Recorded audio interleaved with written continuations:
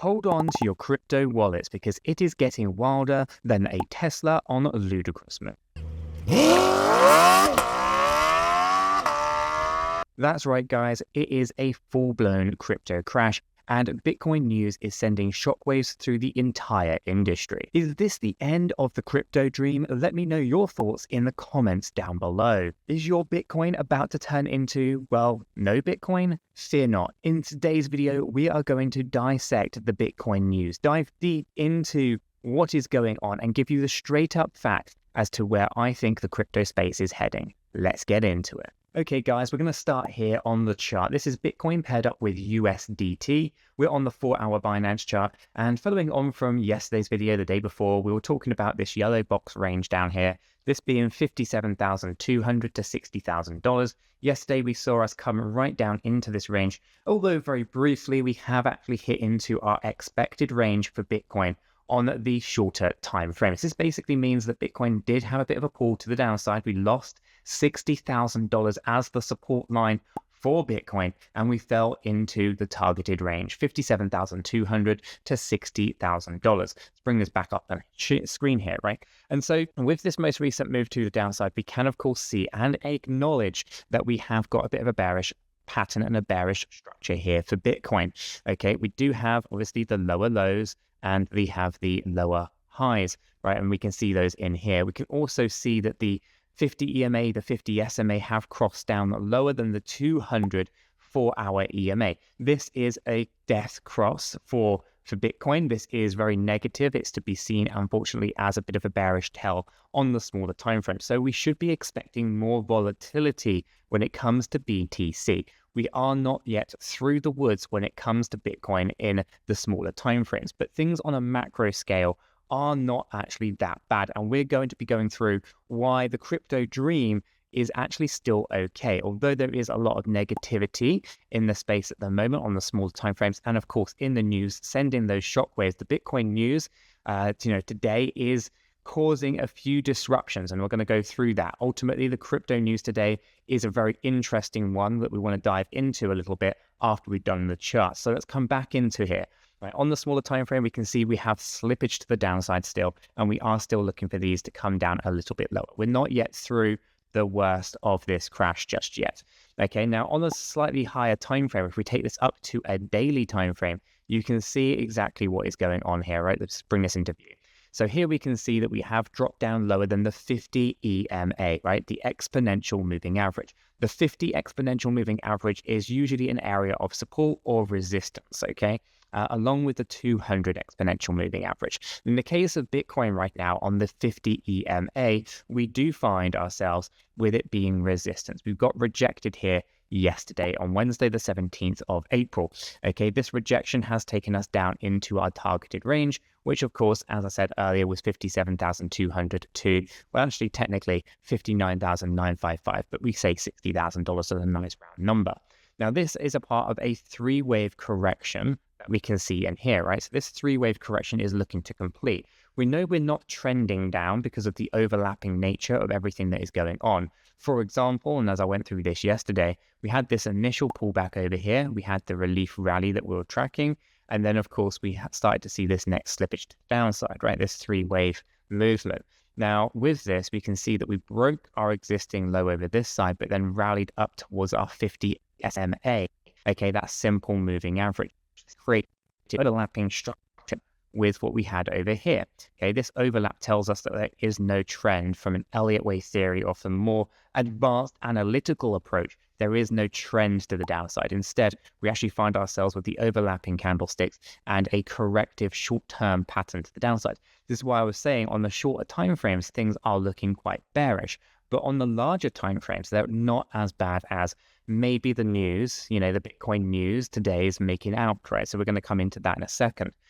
So as we kind of come in here on our daily time, we can see that we have this kind of area where we're likely to find support. Now, this area of support might last, for all that long. We might find that Bitcoin support in this particular range only really lasts maybe a couple of weeks before we see more of a tumble to the downside, okay? And obviously, This week is a very important week for the crypto space. We do have the Bitcoin halving event that is going to basically reduce by 50% the mining rewards. Essentially, you're earning less for confirming Bitcoin transactions, and that is going to obviously have an impact on price positively in the longer term. But I think in the short term, we're likely to see the Bitcoin halving 2024 be a very negative effect for the crypto market. Let's come back into the charts.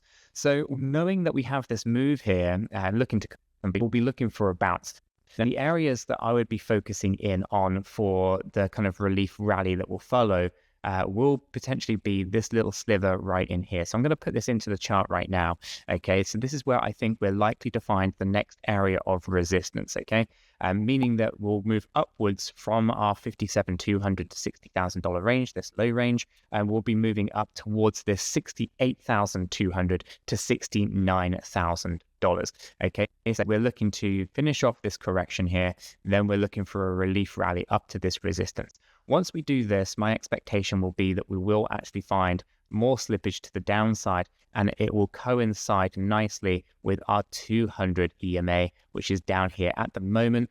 200 EMA is coming in at $50,294.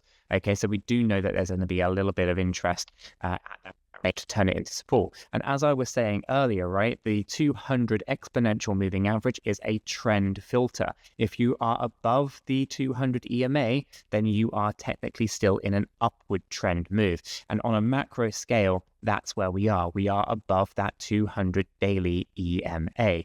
That is actually a really bullish and positive thing. We are, of course, and have been expecting a nice healthy correction in the market. And that's what we've been seeing. Now, it is a lot of news, of Bitcoin news today. It is, of course, interesting, specifically when we start talking about, why we've seen a significant crash to the downside. So what we're going to do is we're going to jump over to the web here, and we'll take a look at what's going on for Bitcoin in the news, right? Because this one's an interesting one, right? Bitcoin halving 2024 searches on Google is at its highest point ever. That means that there are more people searching the Bitcoin halving, specifically for when it is, the date that it's going to happen, and all of these things. These are actually really big positives because search volume on Google regarding the Bitcoin halving 2024 is a very, very interesting thing. It means that there's a lot more people that are looking at Bitcoin, waiting for the halving event, waiting for what happens post Bitcoin halving event,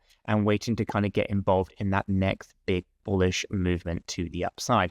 So from the kind of the news point of view, it's quite interesting. Now, I know a lot of people will be kind of asking, well, what is the Bitcoin halving 2024 and why should we expect, prices to kind of soar? I've been through this a number of different times already on the channel, and basically, in a nutshell, what this is going to do is it's going to create a bit of a supply shock. Now, as everything in the crypto market or in the real world, when it comes to your bread, your milk, your fuel, your petrols, your diesels, whatever it may be, it all comes down to supply and demand, right? If there is a surplus amount of supply and insufficient amount of demand, prices are low. And if there is a huge amount of demand and an insufficient amount of supply, prices rally on up. And that is the important part that we need to kind of anchor in on when it comes to the Bitcoin halving 2024. Okay, so for us to really truly understand this, the amount of Bitcoin that is going to be minted, the newly issued Bitcoin that's going to be minted is going to be slashed in half. That process means that there's going to be, instead of 6.5 Bitcoin per block, only 3.25 Bitcoin per block. Okay, that's going to be rewarded. In general sense, to kind of put a dollar value to this, if Bitcoin was at $70,000, that would equate to about $30 million less Bitcoin that is available to the market every single day. Okay, and that's very important because that means that there's less Bitcoin for people to buy. And so when demand does come in, I'm not saying that there's demand there right now, but when demand increases, as we have seen with the Google searches, we are going to see a very significant sharp increase in the price action of BTC because there's an insufficient amount of supply to actually deal with the amount of volume and the amount of demand coming in for Bitcoin. So it's a really big positive. So when we take up the news, right, we have a look at these things. We obviously have, the searches at their all-time highs. We have the Bitcoin halving that is set to happen on Friday this week, we are going to be in for some pretty interesting times for Bitcoin. But it's not all roses, unfortunately, because Bitcoin did lose that $60,000 area. Now, obviously, myself included, I'm not turning bearish just yet, as indicated within this article. Ultimately, losing the $60,000 is a short-term problem. It is not a long-term problem. Okay, so we will still see a little bit more volatility for Bitcoin, I think, in the coming weeks, leading up to and after the Bitcoin halving 2024. But I think ultimately we're still on that upward trend as indicated on the daily time frame. So I'm not too concerned. Although we might see some short-term pain, I think in the long term, things are looking actually very good for the crypto market. So let's come back down into the news, right? Because what else is going on? Well, there's some pretty big news that's kind of shocked the market quite a bit most recently, right? Hong Kong Bitcoin ETFs to trade by April 30th, right? This is what the reports are saying. Now, ultimately, this is a really big positive, right? We saw what happened over in the US when it came to the Bitcoin spot ETFs, right? We saw significant amounts of inflows and demand for Bitcoin on the backs of that. Of those ETFs, right? BlackRock and Fidelity and so forth. Now, with Hong Kong, it's slightly different. Okay, and I want to kind of anchor in on what's going on here. We might see approximately 25 billion flowing into Bitcoin through the Hong Kong ETFs, right? That's the positive. However, if we come back down into our news, the part that's actually kind of causing a few disruptions is this one here. That Hong Kong Bitcoin ETFs likely not available to mainland Chinese investors. Okay, so the expectations of 25 billion may actually be a lot lower than maybe what people are expecting, right? So a lot of experts were kind of on the heels of the Bitcoin spot ETF being approved over in Hong Kong, of which, by the way, guys, it wasn't just Bitcoin, also the Ethereum spot ETF was also approved over there.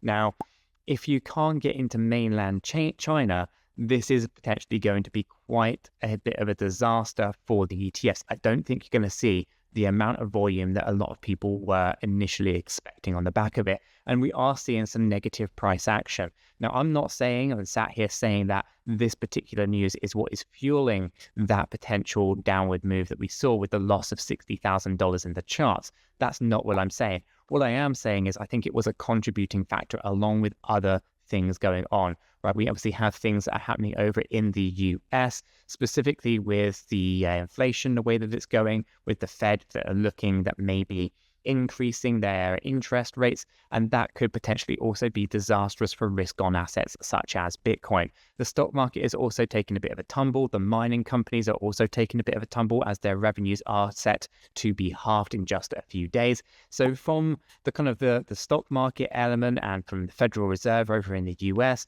things aren't as positive as they need to be. We take this ETF news from Hong Kong with the Chinese investors on the mainland Chinese investors being, omitted from participating in the ETF could potentially be another catalyst for why we are seeing so much negativity in the price action. Ultimately, though, from the charts and from everything else that I see going on, actually, I am pretty bullish on the longer term. I think we might see some smaller volatility on hourly, the 4 hourly, and probably over the next few weeks, we might see, unfortunately, a little bit more slippage to the downside in the BTC price. But the long term is actually still very, very good and very positive. Even if Bitcoin does go down to $50,000, what an opportunity it is going to present, not only for BTC, but also for the wider crypto market. Altcoins have been bleeding out quite heavily. There's been a lot of crypto news around the altcoins that have obviously had a negative impact on them as well. And we have seen a significant slippage in the entire crypto market of just over 15%.